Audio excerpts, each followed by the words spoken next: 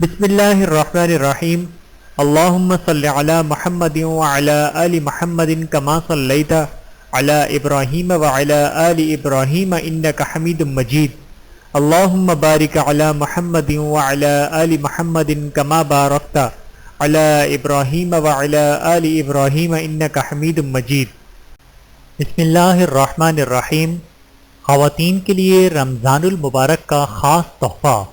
خواتین اور رمضان المبارک۔ بسم اللہ الرحمن الرحیم۔ سبق نمبر 14، خاتون اور گھر کی برائیاں۔ آج کے ہمارے اس پرفتن دور میں گھر میں بہت سی خرابیاں اور مختلف قسم کی برائیاں پائی جاتی ہیں، جن میں سے چند حسب ذیل ہیں۔ نمبر 1، اس سلسلے میں ایک مشکل یہ ہے کہ برائیاں لوگوں کے ہاں اپنی کثرت اور ابتدا ہی سے ان کی روک تھام نہ ہونے اور اسی حالت پر ایک طویل عرصہ گزرنے کی وجہ سے مرغوب اور مقبول ہو گئی ہیں۔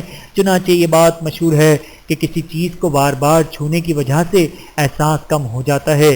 نمبر 2، اہل خانہ ان برائیوں کے خطرات محسوس کرتے ہیں اور نہ انہیں مخالفت شریعت سمجھتے ہیں۔ نمبر 3، اور جب لوگوں سے ان کے متعلق سوال کیا جاتا ہے تو وہ اس طرح کے تقلیدی جواب دیتے ہیں کہ یہ چیزیں تمام لوگوں میں پائی جاتی ہیں، سب ایسا ہی کرتے ہیں، اور اگر اس میں کوئی حرج ہوتا تو پہلے ہی اسے جائز نہ سمجھا جاتا۔ نمبر 4، لیکن ان جوابات سے یہ ثابت نہیں ہوتا کہ ان برائیوں پر تنبیہ نہ کی جائے، بلکہ گھر کے ذمہ داروں مثلا ماں باپ وغیرہ پر واجب ہے کہ وہ اپنی اولاد کو بار بار ان کے خطرات سے آگاہ کریں اور ان کی حرمت بیان کریں۔ نمبر 5، ان برائیوں کی وجہ سے کتنے ہی خاندان برباد ہو گئے، اسلام کے کتنے ہی بیٹے عقیدہ و عمل اور اخلاق و کردار کے جوہر سے محروم ہو گئے۔ اس بارے میں میرا خیال یہ ہے کہ گھر کی نگہبان خواتین پر، جو کہ بیوی بھی ہے اور ماں بھی، بہت بڑی ذمہ داری عائد ہوتی ہے، کیونکہ اللہ تعالیٰ نے انہیں اس طرح کی برائیوں کے خاتمے کے لیے ذمہ دار قرار دیا ہے۔ چنانچہ نبی کریم صلی اللہ علیہ وآلہ وسلم کا فرمان ہے، عورت اپنے شوہر کے گھر کی ذمہ دار اور اپنی رعایا کی مسئول ہے، اس لیے اپنی بات کو گھر کی مالک مربی اپنی مسلمان بہن کی طرف متوجہ کرتا ہوں تاکہ ہم سب مل کر ان چند برائیوں کی نشاندہی کر سکیں جو اس کے گھر میں پائی جاتی ہیں، اور وہ ان کے خاتمے کا آغاز کر دے، ورنہ اسے قیامت کے دن رسوائیوں کا سامنا کرنا پڑے گا اور اسے اس امانت گھر کی ذمہ داری کے متعلق سوال کیا جائے گا۔ اللہ تعالیٰ کا فرمان ہے، یا ایہا الذین آمنوا قوا انفسکم واہلیکم نارا وقودها الناس والحجارہ علیہا ملائکۃ غلاظ شداد لا یعصون اللہ ما امرہم ویفعلون ما یؤمرون۔ سورۃ التحریم آیت نمبر 6۔ ترجمہ، اے مومنو، اپنے آپ کو اور اپنے اہل و عیال کو اس جہنم کی آگ سے بچاؤ جس کا ایندھن انسان اور پتھر ہیں، جس پر تندخو اور سخت مزاج فرشتے متعین ہیں جو اللہ کے حکم کی نافرمانی نہیں کرتے، اور جو انہیں حکم دیا جاتا ہے وہ اسے فوراً بجا لاتے ہیں۔ سید قطب رحمۃ اللہ فرماتے ہیں، قرآن مجید مومنوں کو خوف دلاتا ہے تاکہ وہ اپنے گھروں میں تربیت اور تذکیر و نصیحت سے متعلق اپنی ذمہ داریوں کو پورا کرے۔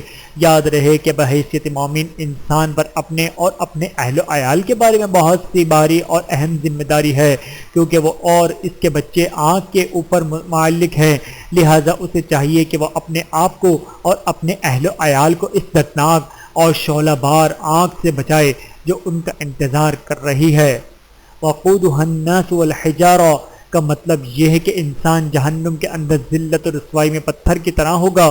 جس طرح پتھر کی کوئی قیمت نہیں ہوتی، اسی طرح انسان کی بھی کوئی قیمت نہیں ہوگی، اور جس طرح پتھر کو پھینک دیا جاتا ہے اسی طرح بغیر کسی رعایت کے انسان کو بھی جہنم میں پھینک دیا جائے گا۔